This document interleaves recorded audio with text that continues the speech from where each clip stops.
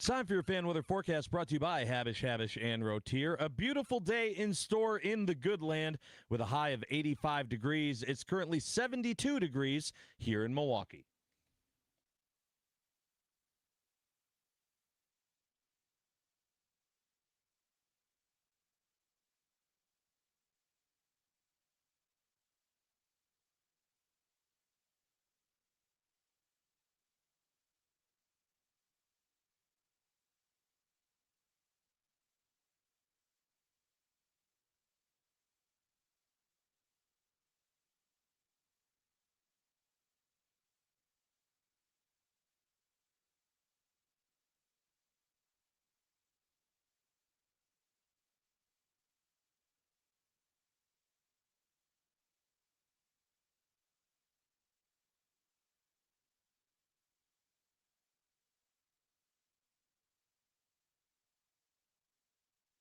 We're putting the band back together.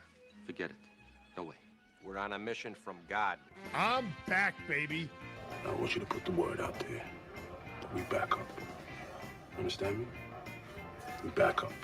They say everyone deserves a second chance. Apparently, so do radio shows. We are back, baby. After years apart, countless bad sports takes from everyone else, and more than a few people saying, you know who should do a show together again? We're back. Somebody actually made it happen. We are back. We are back. Steve Czaban and Josh Albrecht. Back together. Again. What does that do? Did that blow your mind? That just happened. A man who loves digital assets, hates replay, and always leaves early. Milwaukee's adopted hometown son, Steve Czaban. I can't believe what we're seeing! What just happened? It's the Steve Czaban Show with Josh Albrecht on the Wisconsin Sports Radio Network.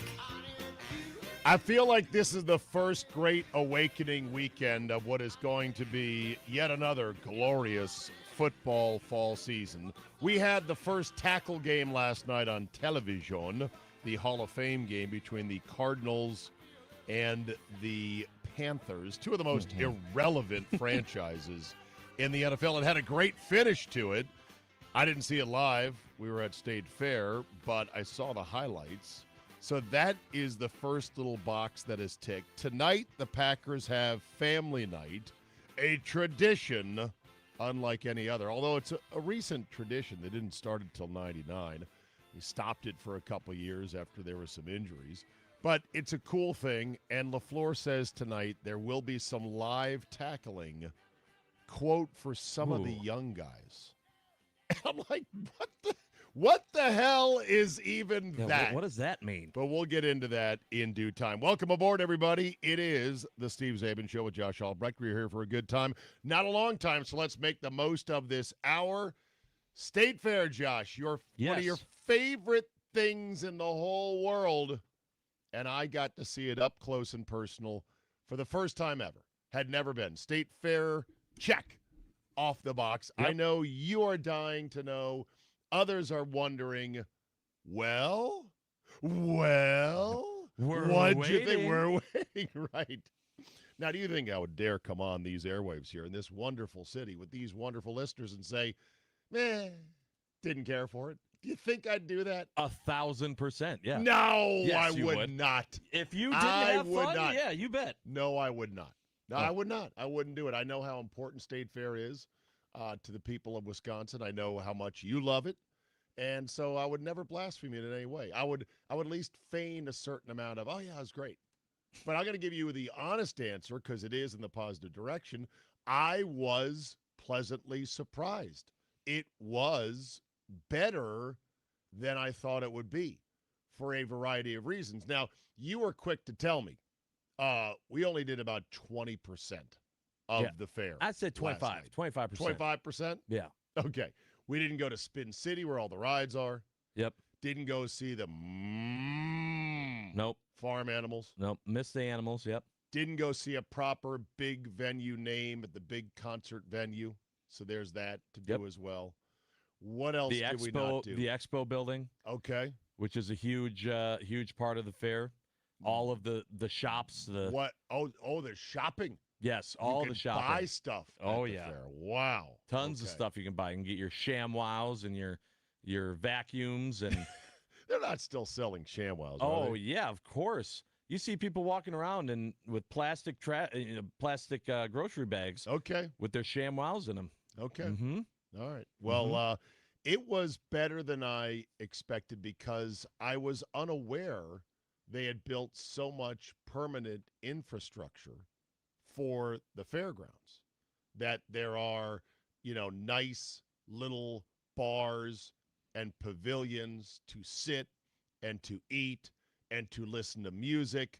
I kind of thought it was just going to be one giant alleyway or grid of vinyl white temporary tents slinging fried food out of the back of it. So because of that, I'm like, oh, this is really good. And the infrastructure has been invested by the state and by the fair itself to make it really nice. So I thought it was great. The other thing I loved was live music. It's all over the place. It's not like one band on one stage way over there. Right. And the bands they have, at least last night, tended to be cover bands, but good cover bands, right? And so I prefer, because it was always the contrast to, okay, State Fair versus Summerfest. I prefer listening to a quality cover band at close proximity to listening to a band on a huge stage at one of the huge venues at Summerfest from a distance. A band that I don't know or a music genre that I don't even like. And that's what you get more of. So this was like, to me, and I don't know how the schedule is, you would be able to tell me, but I'm like, it feels like State Fair is more cover band palooza. Correct. And I'm all about cover band palooza. I can go bing, ka-bink, ka-bink from one place to the other and just sit and chill, daddy, for a good period of time. Yeah, there are definitely original artists and bands that play different stages, but especially during the day, usually, you're going to find more of the cover bands that are playing the hits that are going to draw you in to get a couple two-tree and hang out and enjoy the music. Yeah. Yeah, I like that vibe a lot. That was great.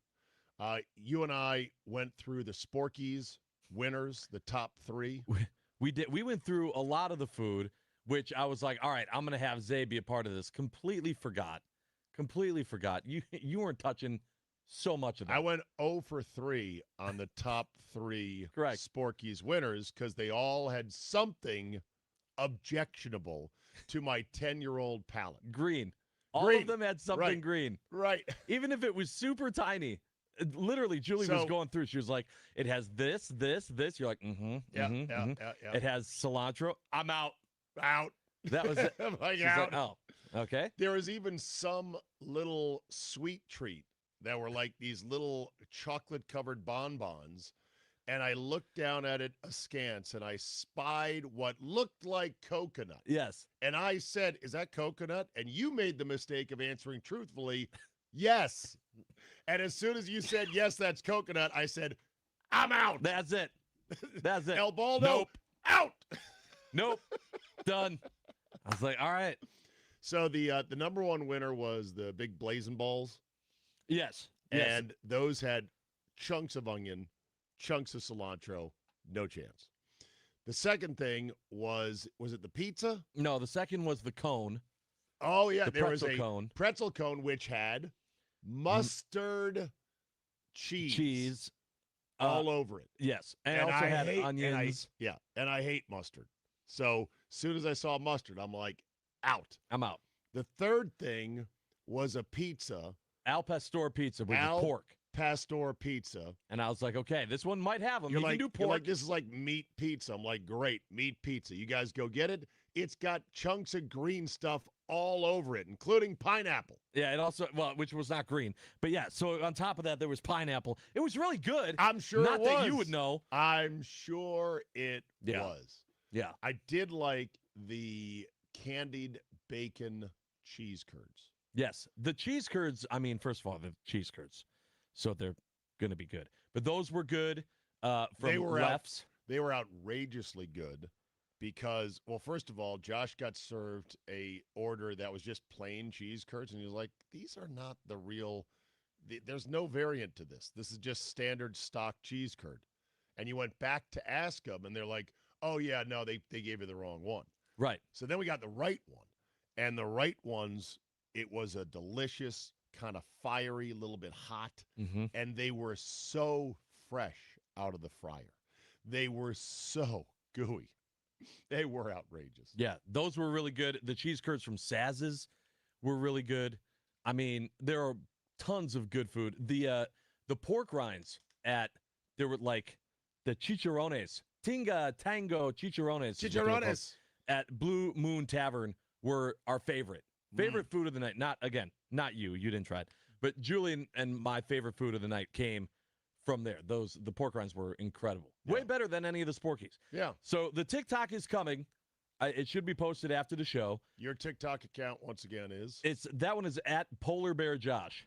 Got it. And we go through and we try to help the people. I've already had people that texted me yesterday going, what should I be getting and not getting? And I was like, it's day one. I have to try this stuff first. You're like, get them all.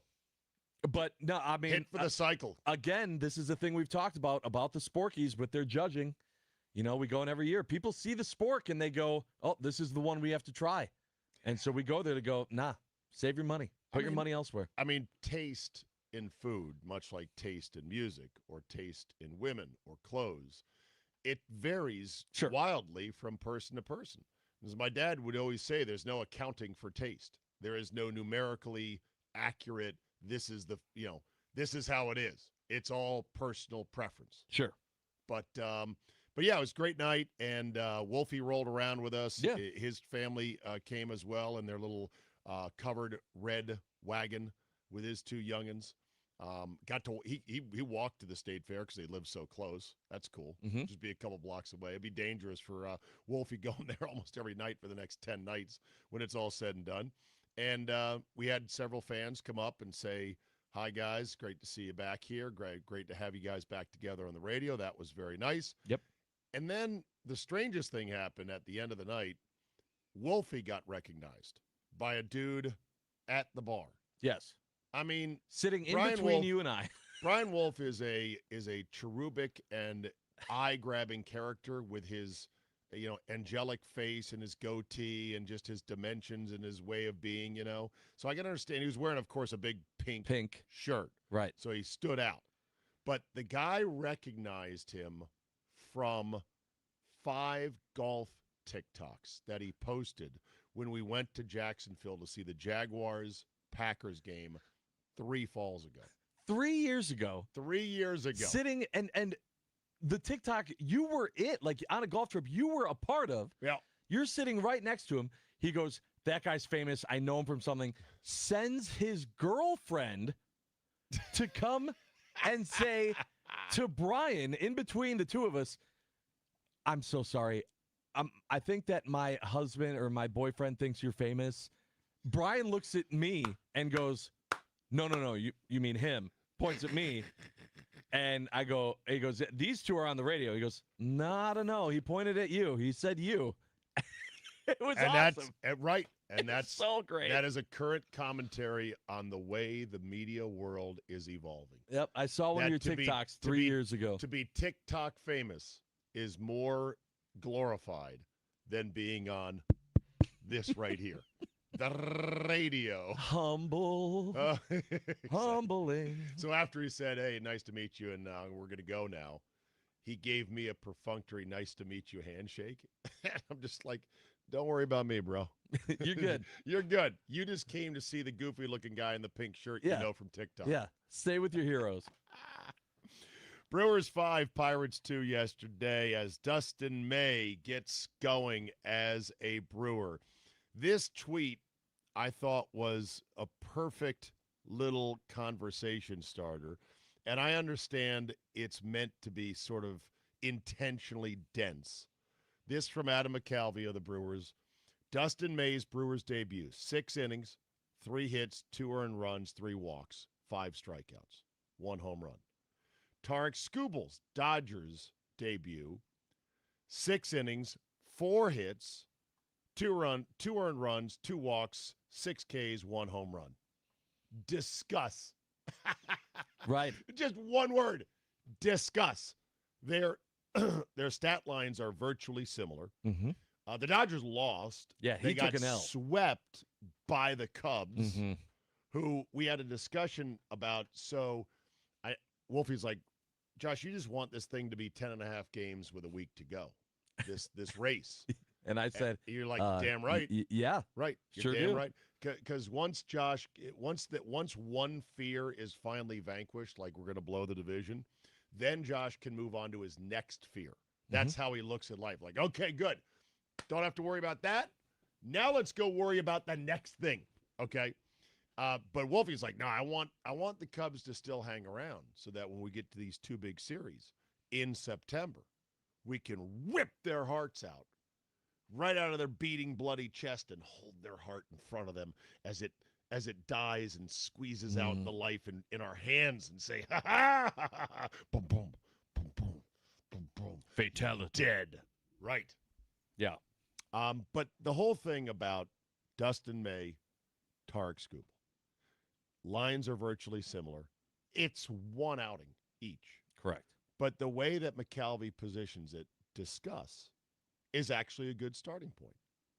So when he puts that out there, what do you say to that kind of a comparison? What's the first thing that comes to your mind? Show me those lines in October. Okay, it's a fair one. My first thought is, bro, it's one game. Sure. So there is that. But the larger discussion, which is rarely done in sports radio, at least not in my opinion, is just how marginal everything is in sports.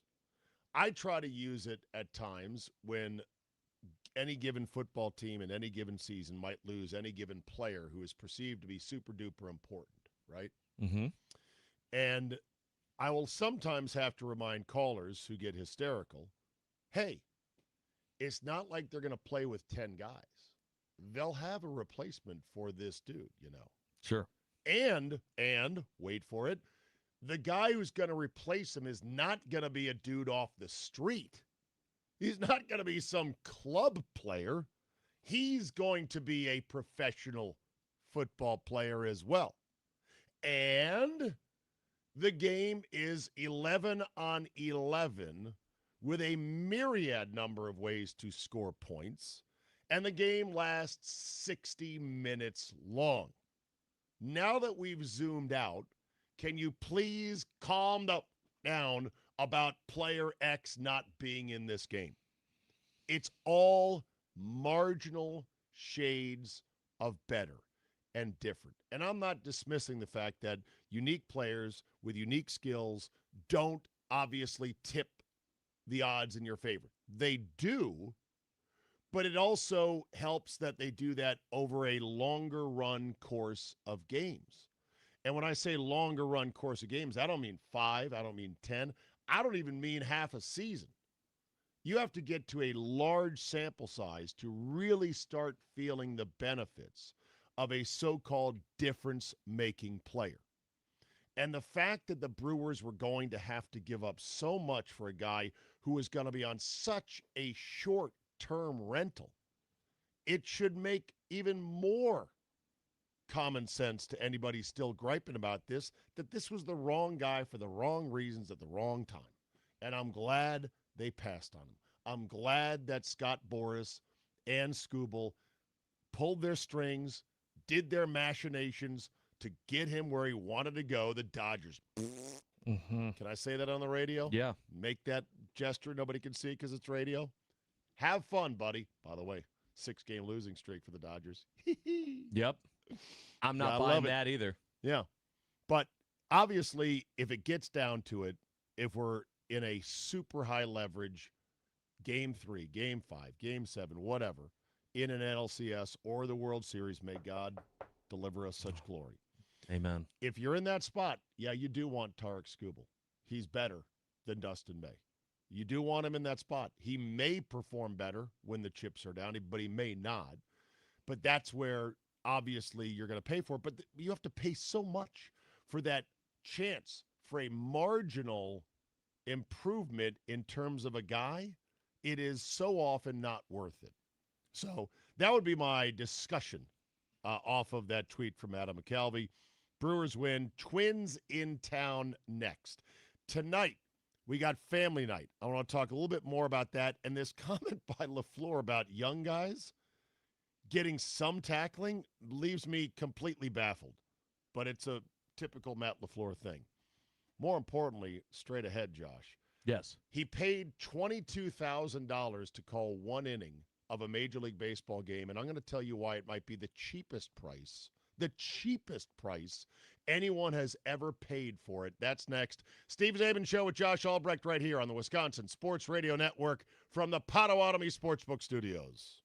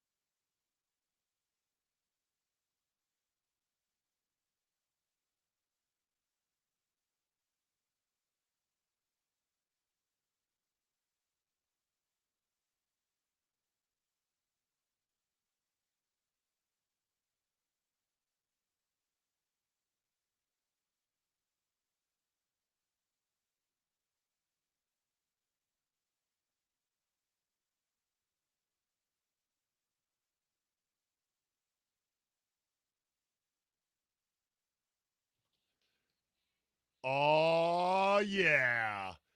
Hello, Rebecca. It's Friday.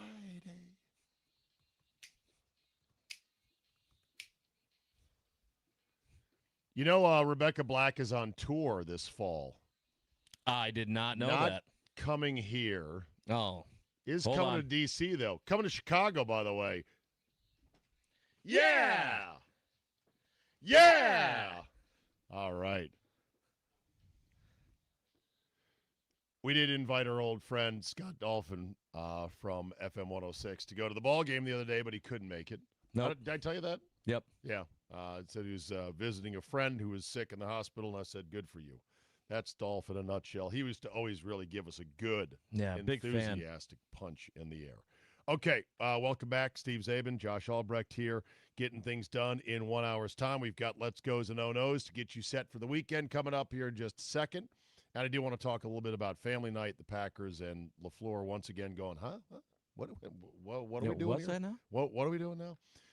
That said, talking text line, I keep forgetting the number. I don't have it. 414-677-1250. 1250. Thank you very much. Available if you want to chime in there.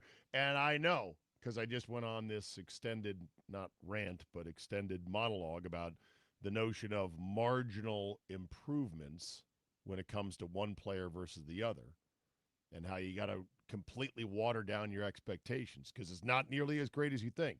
I know somebody is going to hit me with, weren't you the guy that suggested a forfeit for the Packers? Yeah, good because point. Devontae Adams and all their other wide receivers were out. yeah. I'm that guy. See, I fell victim. I got caught up in the moment of, as a fan, I ignored my own logical advice. They were called fans, not called logs for logical. Okay, so yes, I'm that guy. Go ahead and do your worst with it. So the prototypical dream, so-called sports fans' dream, is to become a major league announcer. Major League Baseball announcer. Yes, I'm the voice of the insert your favorite team here. You get to become beloved and ingrained in your baseball team's history and culture and everything about it. And you get to sit there and watch the greatest moments and fly with the team and da-da-da-da-da-da. It's a dream many people have. For me, it's always been my version of Dante's Fifth Circle of Hell because I like baseball. Mm-hmm. I don't like it that much.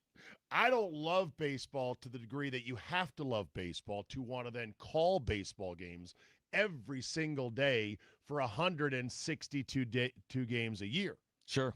And so for me, I was always like, yeah, if God were to punish me, he'd send me to go call baseball games for 162. I couldn't do it.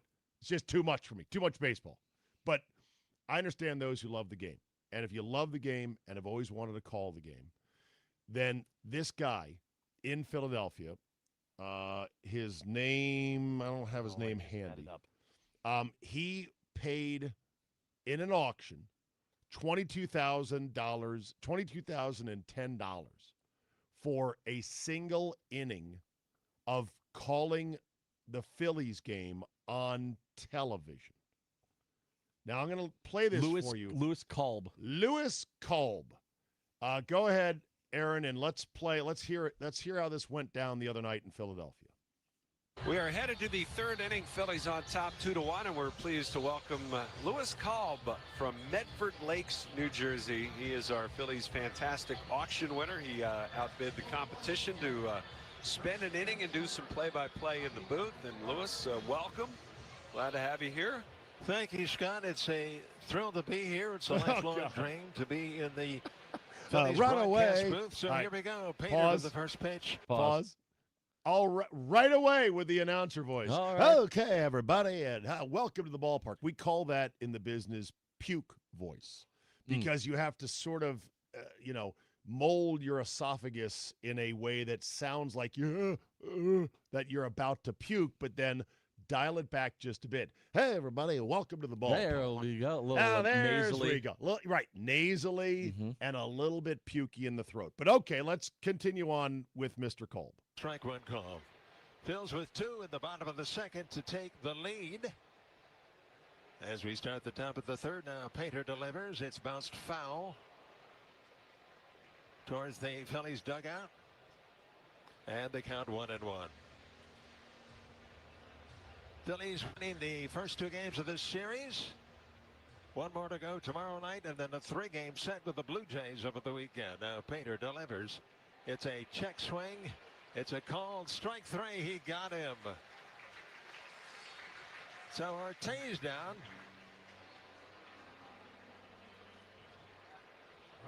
And Lewis, you spent your life as a firefighter, police officer? Neither of those things. Just guessing. I've been a substitute teacher in recent years for Okay, school. stop. Was that an inside joke I didn't get, or No. did the actual Phillies announcer not have a single clue as to this guy's backstory? Okay, I don't think so. So this is what plays into my theory of You have a this. theory about I this. do. I want to hear your theory. So I think that this was something that was auctioned off. Yes, part of a, you can win whatever. But I don't think that anyone had a clue that Lewis at 73 years old was going to come in, put on a headset, and take over. I think they thought they were going to have this guy in the booth kind of the same way they had Mark Antanasio in the booth, and maybe he'd get to, be like, And he would chat about his lifelong Philly fandom. Correct. Tell as us about they yourself. continued to call the game. You're getting to be in the game. And maybe you get to say, hey, you want to cut your chops, and for like a swing, you'd be hey, like, why don't you call this at bat here? correct, or something. But he didn't give him a chance. Move over, guys. He Old literally Cal. goes, we want to welcome Lewis Kolb. Thank you, guys. Let's get started. Here's the 0-1 pitch. And he just went. And I think they were left going, oh, is this what's happening? You're not paying $22,000 to not call the game. That's what the auction was. But if you listen to the way that they interact with him, it seems like they were completely out of sorts. They didn't know if they were supposed to interview him, if they were supposed to be color commentator for him. It didn't seem like they had any idea. The auction was to do play-by-play. There's what? Okay, you're not paying $22,000 to just be in the booth. I know. I but agree, but they definitely seemed like they didn't know exactly what he was going to do. I agree with Aaron, but I want your theory, Josh, to be true, because it's the far more interesting one.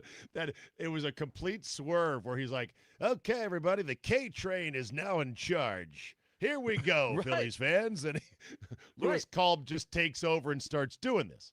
But I feel like if that wasn't the case, if they would have jumped in a lot more, I think they would have helped him more. I think at some point they just realized, oh, this dude is just taking it. Okie dokie. And they laid out. okay, what if the guy paid that much money so he could just rip the team for the things he doesn't like? Like, what if he was really smooth and going, here's the 1-1 to Ortiz, low and away, 2-1. Dave Dombrowski well on his way to ruining this team as general manager. Just a clueless idiot with his head straight up his butt, has no idea what he's doing. And here's the 2-1. That's in there for a strike, 2-2. Bryce Harper, complete diva, can't wait to run his phony ass out of town, as the Phils will be much better without him. And here's the payoff pitch, sharply lined to right, and that's going to be in there for a base hit.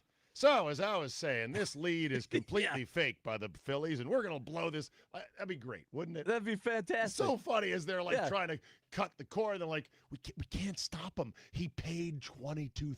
Yeah, what are we supposed to do? And as I'm sure a lot of fans listening right now are aware, the team didn't do anywhere near enough at the trade deadline. So a very timid, weak approach. Look forward to another disappointing end of the season again this year. Or what if he was just weird? Oh, yeah. Like, hey, let me tell you here, when you get the nachos. That's exactly why I'm saying I have a hard time believing that they were this prepared to lay out.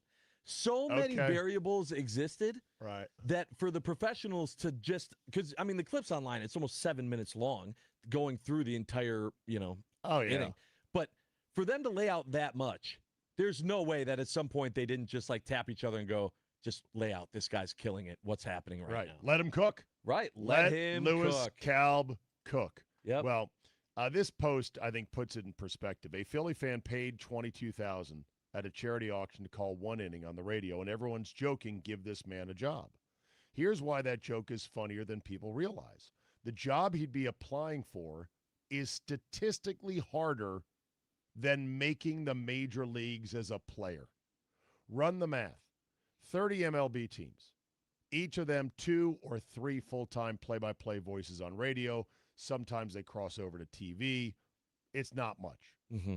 Call it under 100 jobs in the entire country, in the entire sport. Meanwhile, there are 780 active roster spots for players, and hundreds of them turn over every single year. The booth doesn't turn over, hardly ever. Vin Scully held his chair for 67 years. Bob Uecker did for over 50. Harry Kalas in Philly did it until the day he died. Yes, they usually die in the booth at the mic. I like John Sterling with the Yankees. He didn't die in the booth, but still. When a broadcaster gets one of these jobs, he keeps it for a generation. That's also the appeal of it, that if you're good, you can keep it for a long time. But sometimes ownership changes, or some owner's kid gets in charge of the media end of the team, and they decide, we got to freshen things up. I had that happen to a friend of mine in the D.C. market who called the Wizards for many, many years, Steve Buckhantz. He was their TV play-by-play voice. He was excellent. And the owner's kid, Zach Leonsis, got in charge of the broadcast booth. He's like, we need a refresher. And he fired him and the other guy that everyone loved, and they were gone. So that's the peril of it. But this post goes on to say that not only is there very few jobs, and not only do they not turn over, but the road to get there is insane. Minor league jobs, if you're lucky enough to get one, pay maybe 25 to 40 grand a year. And you're the media relations guy, you're the stat sheet printer, you're the sponsorship reader, you're in sponsorship sales. You got to go knock on doors at salons and pizza shops in Bleepsburg, wherever. And then if you're lucky, you crawl up to AA. And if you're lucky, you crawl up to AAA. And then you may sit there forever at AAA. And then if there's a hot mic and you don't realize it and you say something, shouldn't be saying that, you do to yourself like the guy did with the Reds. And there's a high fly ball by Castellano. Anyway, good for the guy for doing it. He's 73, though. He's retired. And he's not that good. So stop saying give him a job. Right. There's no jobs. B, he's not that good. C, let him enjoy his perfect moment. Yeah. He'll have that forever, and that's all it is. Yeah, exactly. And God help anyone who has to go to Lewis Czabe's house in the next 12 to 18 months, because he is going to make you listen and watch that in. You bet. All right, coming up, let's goes and oh-no's. Let's get ready for the weekend, people. Steve Czaban Show with Josh Albrecht here on the Wisconsin Sports Radio Network, powered by the Potawatomi Sportsbook Studios.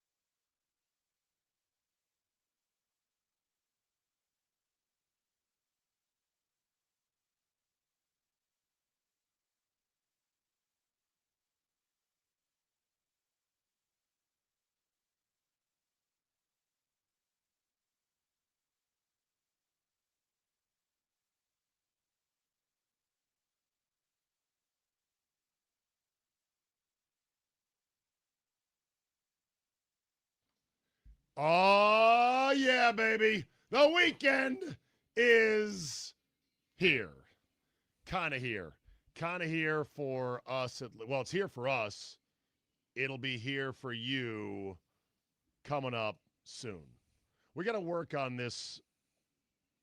I'm missing the post. I don't know why it is. Do you know why? This is different than we used to do it. Yeah, where do you want it from? I don't know, but it's different. All right, we'll go back. We'll get it. It's early, you know? I should be able to nail it like I used to nail it. Don't know why. Okay. Let's Goes and Oh No's.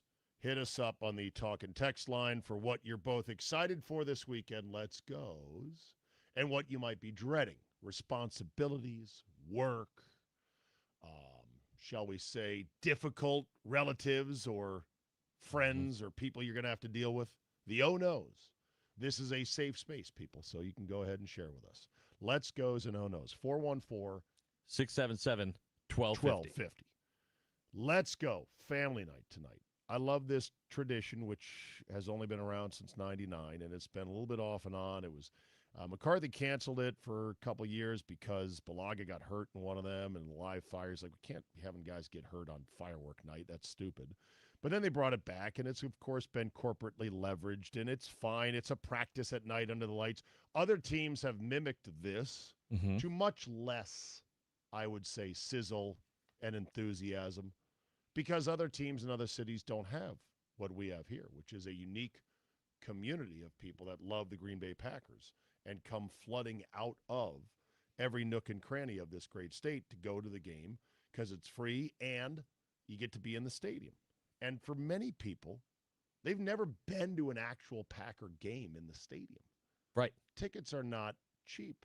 People live, a lot of them, very humbly on tight budgets. They don't have money to, buy 4 tickets for them and their family. So getting to see the great Lambeau Field and the pristine grass as it is in its August perfection, not fully lined out with every bit of logo and paint on it it's going to have for the regular season, it's still a wondrous thing, even though the place is not entirely full. It's still a cool night, and you can still walk the wonderful halls and atriums of Lambeau Field. So I love the tradition. It's great.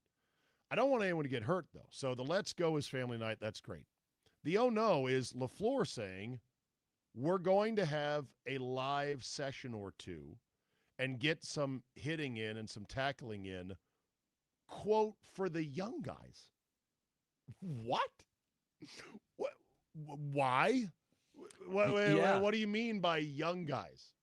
Are you saying we don't care if the young guys get hurt or broken, so we're going to let them live tackle? What defines young, by the way? Is Matthew Golden in his second year still a young guy or not? I don't want him doing any live action. That's true. The dumbest thing ever. And I don't want to be unnecessarily harsh against LaFleur. I don't think he's it, but I hope it works out this year.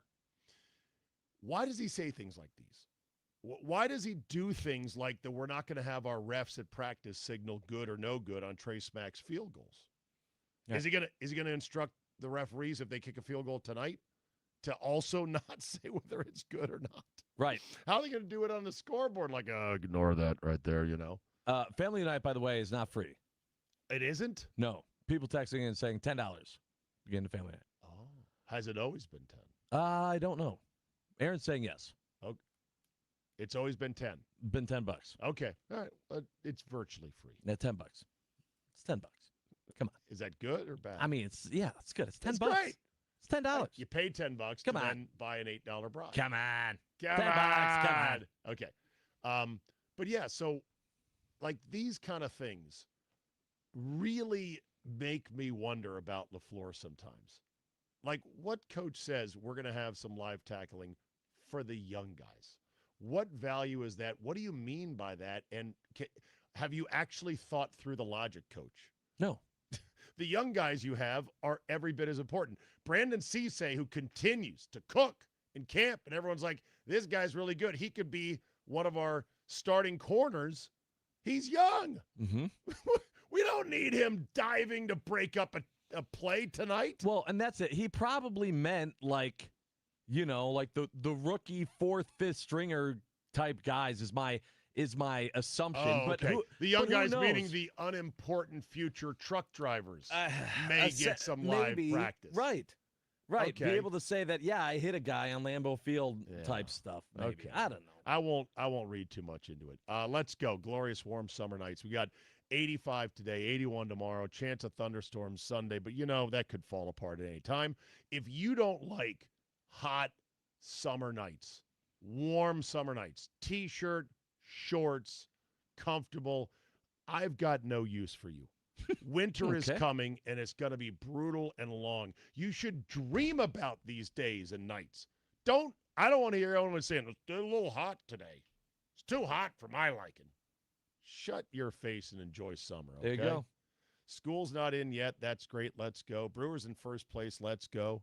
Home series against the Twins. Let's go. I guess the only oh-no is potential swamp ass, but that's on you. Please dress comfortably and monitor your own situation. Josh, what do you got? Let's goes and oh-nos for you this week. Yeah, well, first of all, it's Friday, and every Friday we go to Natty-O's. We end up big old bowl. Big old bowl of chili, Big the old biggest one. Where'd they get that bowl? Big old bowl. Now, on top of that, you can take the shuttles and take shuttles down to State Fair because State Fair is still hatting in. We're doing the drinkies today, so excited to see people out there at the Wisconsin State Fair going through the weekend. Let's go. What are the drinkies? The drinkies are like the Sporkies, but for drinks. Oh, okay. So it's like new drinks. They put a whole bunch of stuff in them and everything else. So when you say we're doing it, the family, you and Julie and the family. Okay. Yep, doing that. Right. The oh-no is the fact that we have to still go super hard at the fair because we're leaving to go on this trip, but I still got to get the house in order and pack for the trip. You leave when? On Monday. I have no idea when. I need two of me. I don't know when I'm doing all this. That's the oh-no. So next week it's me and Morse code for the week? That's right. Sweet. Let's go, Aaron. That's Aaron's let's go. Aaron, you can be like that guy Kolb. You can come in at 73 years old and steal Josh's gig. Yeah, take over. Let's take over. You'll come in. Yeah, thanks for having me, Zabe. That's right. Happy to Great be to be here. alongside. Who's that guy who used to be here? He's I use that voice all week long. Tons of Let's Go's talking about the fair. A lot of oh-nos just talking about the weather. I want to get this one out. Let's go. Oh, knows about the weather. Well, people talking about if there's rain, avoiding rain. Shut up. It's summer. You better enjoy this for all it's worth. One guy here I want to get out here. The 414 said, let's go. Our 13-year-old son is taking his first real flight lesson this afternoon. Lesson. And we leave for Door County on Sunday. The oh no, my car's check engine light just came on. Oh no. Good thing you could fly. Just have the kiddo fly up to Door County. Wow. There you go. Do it that way. Whatever expense fixing the check engine light is going to be probably pales in comparison to the cost of flight lessons. Correct. Andy on the county line said, let's go going to Kohler Andre Beach Day tomorrow on Lake Michigan as well. No, oh no. Good for you. It's a good weekend. Kohler Andre Beach Day? Yep. Don't know what that is. Sounds Shore of fun. Lake Michigan. Sounds like to be 1-2 tree. All right. That's it. What a great ride. Good to be here this week, Josh. Thank you very much for shepherding me around State Fair. 90 noon is next.